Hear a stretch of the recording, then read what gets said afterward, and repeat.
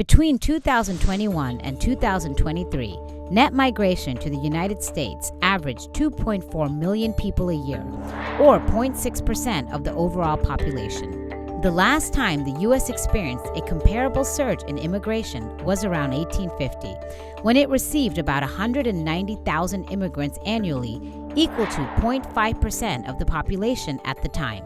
While the two immigration waves differ greatly, both were driven by a complex multitude of political, historical, and environmental factors.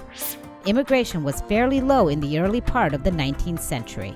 This began to change in the 1840s. Among the pull factors were the young country's industrialization and Western expansion, absorbing new populations, including more than 100,000 Mexican citizens living in territories annexed at the end of the Mexican-American War.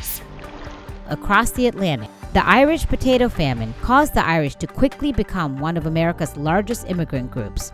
European migration was also driven by political events. Democratic revolutions that swept the continent in 1848 were largely suppressed, leading thousands of supporters and sympathizers to emigrate to the New World. While less than 2% of the population had been foreign-born in 1830, by the 1850s the population had jumped to 10%. Ironically, one of the biggest factors driving the recent immigration wave was the COVID-19 pandemic.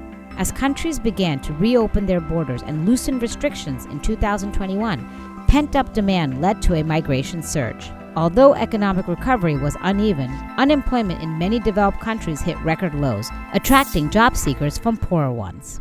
Today, immigrants make up 14% of the U.S. population, but after a shift in policy and a crackdown on enforcement in 2024, net migration has been returning to its pre-pandemic levels, suggesting that the surge may be tapering off.